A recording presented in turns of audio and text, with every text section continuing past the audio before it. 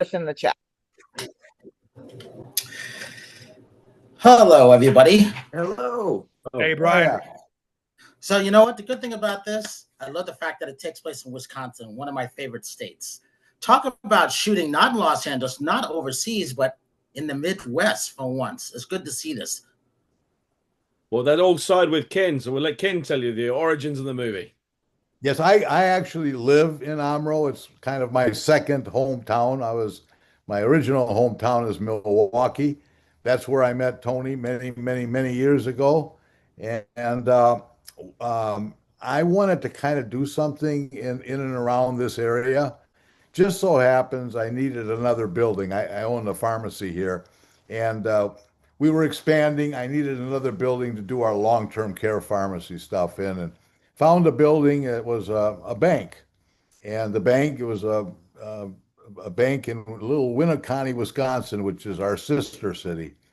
And I got it, when I first looked at it, and oh my goodness, there was these beautiful safes, these big walk-in safes, and the place looked like a bank. It looks like they just packed up and left. And so we got close to, I decided I wanted to buy it, and I called Simon up and I said, Simon, you got to come down and see this because it might be a really good location for a film. Simon came down, took some pictures, recorded some videos, went back to Canada, and came up with a wonderful script, and here we are. You know, one of my favorite places of all is Beloit, Wisconsin, Madison, Wisconsin. I almost ended up there. So for me, it put me right in the mood, which was great. Simon, talk about your character. What made this film interesting? Well, not my character made it interesting. I mean, my character's there just to have glorious fun. But Tony's character, well, I'll let Tony talk about in a minute, and his son's character is the interesting thing to me about the story. I think that's what it is. People go, oh, it's about a bank robbery. Is that the bank robbery sits in the background, or the heist sits in the background. It's really a father-son story about them coming back together. Over the course of the movie, we've seen an early scene that the two men, the young son has left and he's gone on and joined the FBI. He's headed to whatever the big city is, and he's sort of superseded his father in his opinion. And his father's, has a different take on that. In that he did the easy thing, which is run away and do something else, whereas he stayed. Sort of, and sometimes it's harder to stay somewhere than it is to leave. And the two men seem at loggerheads, and then the robbery happens, so that it allows them. This third thing allows them to kind of come back together and kind of gravitate back towards each other. And I was feeling in a particularly that this is where it came from for me. When I went down to visit Ken and I saw the bank first off, I actually took a road trip with my little boy.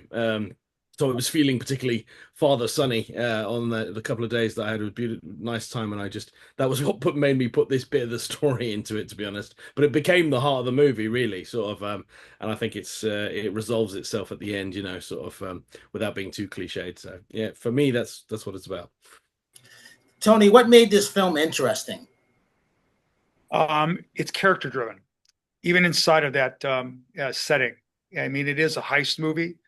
And what in the background and what is underlying as well is that a crisis like this can happen in small town America or anywhere like that. It can happen anywhere. And as Simon was just saying, I mean, it's about relationships inside the middle of this film. Not only Damir Kovic, who plays my son, our relationship as well, but the relationship that he has with Mackenzie Phillips, who's the lead actress in it, his former girlfriend. And I mean, we were very, very fortunate too. We've got a really strong supporting cast, and everybody was there and putting together in a very, very short, tight shooting schedule. Everybody was prepared on the page, and ready to go. And we were able to achieve a great deal with this film to tell this tale that's character driven and yet have the logistics surrounding everything to give a certain authenticity that just goes from the front end to back end of this film as well. And I'm going to call you God because I can't see who it is. And if we have a slight delay, it's only because I'm in Charlotte, North Carolina, and there's thunderstorms going on, but I can hear you guys and I can see you. So you know what I liked about this? Zombie movies never go out of style, and neither do heists. And whether they're true stories or not, it's always interesting, especially in small towns, because they could happen and they have happened, and it makes it interesting. Talk about why those characters are important and being prepared. Because when you're on a tight shooting schedule and a budget like that, everything's got to be. There's no room for errors, are there? God, what do you think? No, yeah, there's absolutely no room for errors. We shot the movie in a week, so everyone has to be completely prepared. They have to know their lines, and we have to shoot really quick. And on this particular movie, Simon and I we didn't storyboard anything. We kind of invented how we're going to shoot it on the day. There's no shot list. We basically would go through each scene before we would film it, and then just kind of figure it out on the day. And you really have to be on top of your game. And I find that Simon and I have made 7 movies together that we kind of work well together in that environment where we kind of feed off each other's energy and we're completely focused on the task at hand. And I find that it can pull amazing things out. Like there's magical things, happy accidents happen all the time, and we got the movie that we made doing it that way. Hey Ken, I'm sure the people in Wisconsin were, not Wisconsin. We have to always make sure that's right, being from Los Angeles and New York, because they don't get it straight, do they? I know spending enough time there, that's important for them. But the locals, they must have been happy seeing this. Oh, they loved it. They absolutely loved it. We had, unbridled assistance with everything we needed. I mean, some of the one scene behind the bank where we had a fire engine and we had police cars and an EMS vehicle, and real firemen and real policemen, and we got those things just for asking. It cost us nothing, and putting a set together, just that little set together in a big city, oh my goodness, you'd have to have permits, that the cost would have been unbelievable, insurance, and you still wouldn't have got everything you wanted. We had people, if we needed something on set, Simon or Jamie needed something on set, you just asked for it. Somebody went running for it.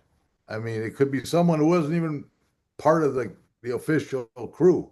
We literally started gathering people like that would it's almost like we're in a small town, we're making a movie, like everyone knows about it. It's almost like the circus came to town, and then everyone along the way there'd be people that would be like, what are you guys doing, can I help?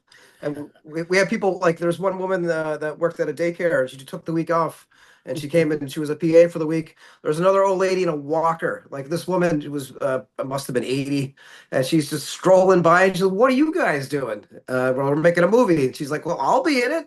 And so sure enough, I told her to come back the next day and she's in the movie. See, and that's the great thing about independent films. And this is the other reason why people need to support them. Talk about the release coming up. And I think it's this weekend, if I'm correctly. I'm sorry, I've done 4 interviews before you guys. Sorry about that. And I'm on the East Coast. July 29th, it's coming out on VOD. So Amazon will be probably our top platform for everybody, but it's available probably anywhere you stream movies.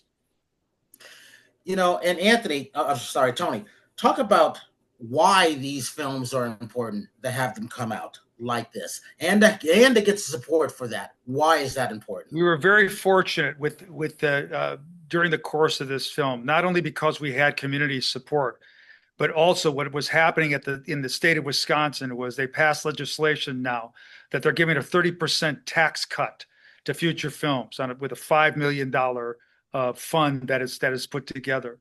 So we were great. We were able to access through contacts not only the locations, multiple locations, and Ken spoke of what we had: the bank, we had the back of the bank, we had the diner down the street, we had the bait shop, we had fronts of houses, we had the basement of the bank, all these different locations that we were able to access by community support, being an independent film and helping to give back to the community as well.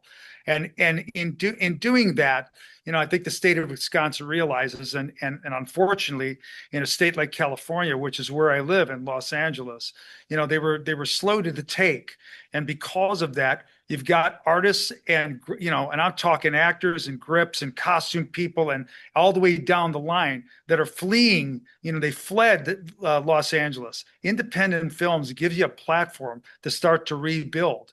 And I have to hand it to this team as well. I mean, from pre-production to post-production, and to striking the right deal with distribution as well as an independent commodity. And the future with this particular group as well is looking at what was accomplished with this film and saying we can do this again and again and again. Let's build a full catalog of scripts that we can access if we find locations, if we find the actors, et cetera, to keep doing this and churning out quality independent films. And you picked the right state for that. Again, congratulations on that. And that's one of the reasons why I'm in Charlotte, North Carolina, because, every time I'd open up my email, I'm getting a different invite for stuff, but I'm being very careful because, yes, I've been going to Franklin and Brentwood, Tennessee since 2018. We have over 40 million views and counting. So I'm in the South more than I'm in my home state of Los Angeles. And the reason for that, you guys are absolutely right. They are Brian, I'm seeing that. You know this. Wilmington, North Carolina has been a huge hub. I shot a film in there years ago because they were giving tax breaks, The Lost Capone, with Eric Roberts, Adrian Pasdar, Titus Welliver, and Ali Sheedy. We had a tremendous cast. That was in Wilmington, North Carolina. And it's those hubs that are helping to support across the country, help support now. Wisconsin is another one. Keep your eye out on Beloit, Wisconsin. Always a great place to shoot. And Knoxville, Tennessee. I'm helping women in film and television down there. So I keep finding these hubs and the supports. But like we're saying before, everybody unfortunately is fleeing California. And that bothers me as a non-actor for someone whose job is to help promote the films. What say all of you on that? Because we have to keep that going because a lot of my friends in Southern Cal and even Northern Cal are suffering. But in the South, I see them going gangbusters. Even when I run into Tyler Perry, he's happy everybody's going to his studio there in Atlanta. Yep. Well, I mean, the need is still there for like movies, like sort of, people have to remember that. Like, it's weird because we sort of seem to be having to constantly justify the need to make movies when it's like, well, everybody watches movies all the time. Like maybe you don't go to the cinema as often you did, but man, do people, Netflix, they watch more content now than ever, like sort of, and it's easier to watch it as well. So, it's not the need for, I suppose it's the need for good movies, something to be creative, always pushing the, right. The angle as much as you can, sort of, so to make something creatively exciting. But I mean, the appetite is certainly there for it. Everybody loves movies. Well, and cheers to you, Brian, for helping us get out there and maybe encouraging your viewers to watch some of these independent movies. It's kind of, they had a stigma to them for a long time. It's like, I gotta watch that. It's an independent movie. It probably sucks.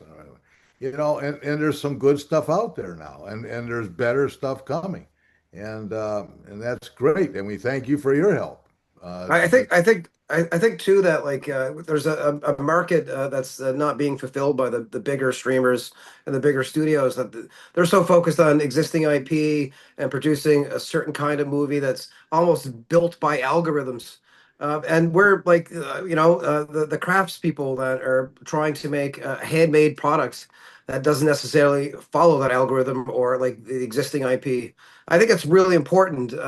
It's something that AI I don't think we'll ever be able to do is have human stories. Humans tell human stories that they might have things in it that you don't expect that the bigger studios wouldn't do. And we're trying to fill that need, I think.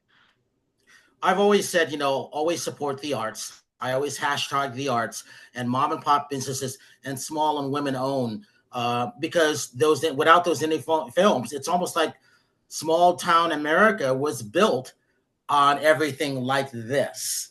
And that, again, I would have never, if you told me 3 years ago I was going to end up in North Carolina half the time instead of Los Angeles, I'd have said, what's wrong with you? Hell no.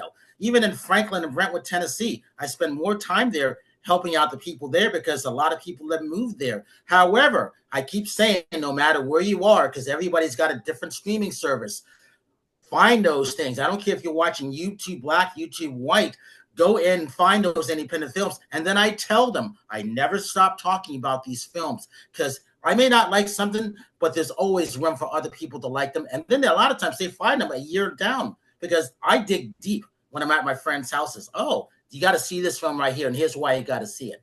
It amazes me that people are supporting the arts in different ways, and they're not always going to the theaters, but they are capturing them on the small screen. That I know for sure. You know, I'm right now. I'm speaking to you from Nebraska City, Nebraska. I'm here doing some work as well. And those cities, like you're talking about, Franklin, Tennessee, Omro, Wisconsin, Nebraska City, Nebraska. Those particular locations sometimes can offer facilities, buildings, structure, history that Sure. it would cost millions to build that on a soundstage. And you've got these buildings that are historical in different parts of the country. That's also another incentive to go all over the place to these different locations, specifically if you're getting tax breaks in Alabama, in Atlanta, in Dallas, in Wilmington, over the border, in Vancouver, in Toronto, Calgary, and to look at those locations, which it makes it economically feasible, and it gives a platform opportunity for independent filmmakers to execute their art. Yeah, I hear you. I'm speaking next week. August 7th to 12th in Vancouver on things like this. And I have a list of films because there's so many good ones to talk about, but they're all independent films on purpose that I'm telling women up there. It's a big, huge hub, as everybody knows, but it's not like when the X-Files were shooting in Vancouver. It's like it's a different Vancouver now, just like every place else. Last question for everybody. Look at also what's happening too. There are huge sound studios that are being built now in New Jersey. They've got one. Mm-hmm. There's another one in Las Vegas. Right to work states. Offering incentives. Top of the line, technicians as well going there. So, the possibilities continue to expand. Yep. Absolutely. All right. This is the last question for everybody. What would you say to get the audience to come see this film? Tony, you first, followed by Ken. I said before, not only is the film compelling and does it and holds your attention from the beginning frame to closing frame. The other thing about it is that it's character driven. And we've got a wonderful cast from top to bottom, each one pulling their own weight, and each one has a wonderful character-driven story contained within this film. Ken? My best word is it's relaxing. And it's relaxing because as a viewer, you don't have to do a lot of work. You can sit back and you can learn about the characters. You can almost figure out kind of what they might be thinking. And you don't have to work to enjoy it. You can just enjoy it by osmosis. It comes to you. And you can also look at those locations and know that they're real. It's not on a stage. It's a nice small hometown setting, right? Exactly right. That's my big thing for the movie. I hope that it puts Omro on the map so that when people hear about the city, they go, "Oh, from the movie?" Like Fargo. Everybody will know it from that. Not from the pharmacy? No, not from the pharmacy. Sorry. God. Yeah, you should watch this because Simon does full frontal nudity in this. You can take that to the bank. We cut that bit out. I don't even remember that in the script, Jamie. I remember you just sending me those pages asking me to film it on my phone for you. It's the best part of the movie. Hey, Tony, one more time. Talk about the release date and the platforms again. It's July 29th, and Simon will speak the platform. Amazon is just one of them. Yeah, July 29th, everywhere on VOD, Amazon, Fandango, Google Movies. Anywhere you stream movies, you'll be able to find the movie. And the last question, social media links that everybody can follow, because I found out a lot of times when I'm talking to them, it takes about 3 weeks for some of these people to catch up to things, but they will immediately go and start looking it up and follow it, and I like that. So follow us on the hashtag, the Omro Heist. So rather than social media account, we have a hashtag for it. So the Omro Heist is the hashtag, and that's how you want to follow our progress. Follow that. All right, Please everybody. go. Exactly. Hey, thank you for everybody for this. Brian, because it's not always easy doing this. Thank you, Brian. Thanks, very Brian. much. Oh, you guys are welcome. Congratulations on what you guys did. This is what makes me happy, seeing films like this and shot on location and being a tight-knit organization by doing that. It's not easy, is it? It's not easy, but it was good fun, I have to say. It was a lot of fun. And hopefully there's more to come. That's right. Well, I hope so. I hope so. There is. Thank you, guys. I appreciate it. Thank you, Brian. Cheers, Brian. Brian, thanks.